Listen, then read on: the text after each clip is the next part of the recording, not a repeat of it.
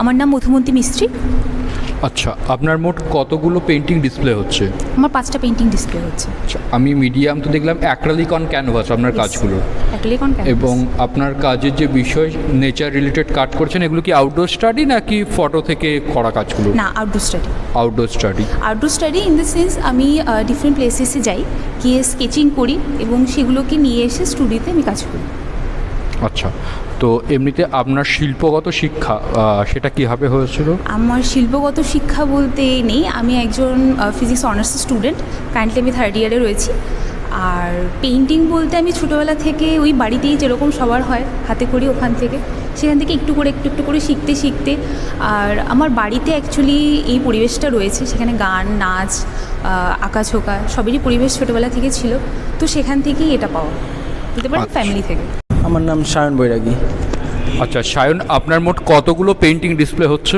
এখানে টোটাল আমার 8টা painting display হচ্ছে। 8টা পেন্টিং ডিসপ্লে হচ্ছে, এবং আমরা মিডিয়াম দেখছি অ্যাক্রিলিক রয়েছে অ্যান্ড পেন এন্ড ইঙ্ক রয়েছে। হ্যাঁ, অ্যাক্রিলিক আছে, পেন আছে। পেন আছে, ওকে। তো আপনি তো মূলত আপনার যে ক্যারেক্টারগুলো, সেগুলো কিছু ক্যারেক্টার যেগুলো রয়েছে, যে আপনি ফর্মগুলোকে ফিগারের ভেঙেছেন, সেভাবে ব্যবহার করেছেন, এবং কাজের যে কালার ট্রিটমেন্ট বা ফিগারের যে স্টাইল, সেখানে আমরা অনেকটাই আমরা যার প্রভাব দেখতে পাচ্ছি কাজগুলোর মধ্যে, সেটা হচ্ছে বিনোদ বিহারী মুখোপাধ্যায়ের কাজের স্টাইল কিছুটা রয়েছে কালার ট্রিটমেন্টের স্টাইলের দিক থেকে। তো এমনিতে আপনার শিল্পগত শিক্ষা বা শিল্প শিক্ষা কী হবে? আমি ছোটোবেলা থেকেই যে এমন তথাকথিত যে আর্ট কলেজ বা ওরকম কিছু করে থাকিনি। আমরা যে ডিস্টেন্স এডুকেশন হয়, যেমন আর্টেরও ডিস্টেন্স এডুকেশন হয়, ঠিক আছে? আচ্ছা।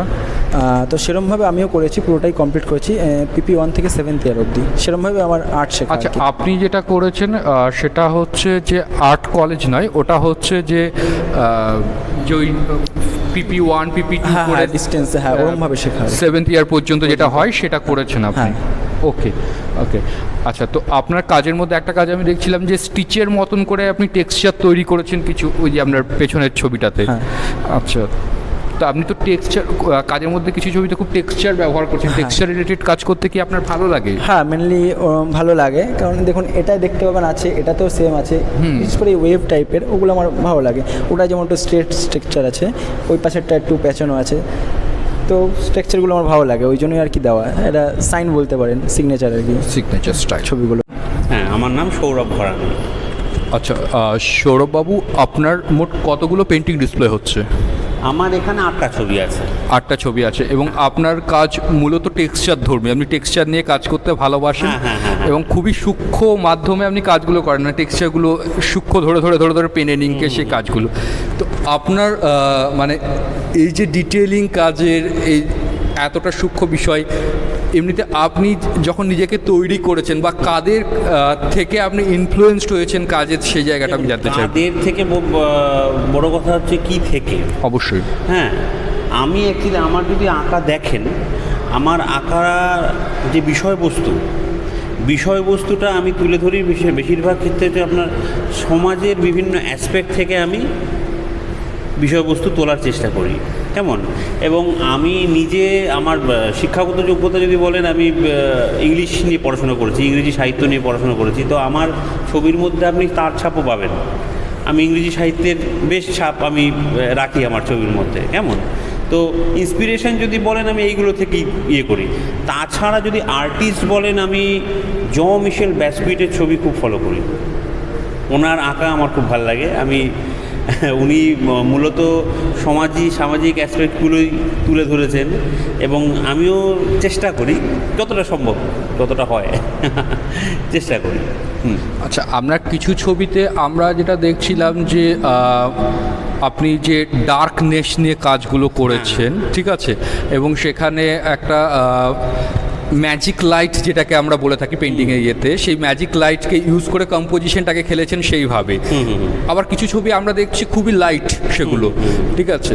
তো দুই রকম একটা জায়গা রয়েছে ছবির আপনার, মানে আমরা যখন কালার ছবির ক্ষেত্রে আমরা দেখছি সেগুলো খুবই মানে ব্রাইট তারা, আবার যখন আমরা ব্ল্যাক অ্যান্ড হোয়াইটে শুধু যাচ্ছি, বা শুধু ব্ল্যাক অ্যান্ড হোয়াইট বলবো না, আপনি কালার ছবিও কিছু রয়েছে যেগুলোতে, যেমন ওই ছবিটির ক্ষেত্রে যেমন একটা ডার্কনেস থেকে বেরিয়ে আসে, বেসটাকে সেইভাবে স্ট্রং করে, ওইটা বেসটাকে ডার্ক করে নিয়ে এসে আপনি অবজেক্টটাকে ওখান থেকে বের করে নিয়ে আসছেন। দুটো স্টাইল ডিফারেন্ট আছে। হ্যাঁ হ্যাঁ, ডিফারেন্স তো রয়েছে।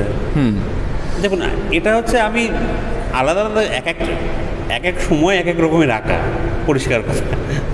যখন যেটা ভাল লাগে, যখন যেরকম মুড থাকে, তার উপর ডিপেন্ড করে, তার উপরে ছবি কীরকম হবে।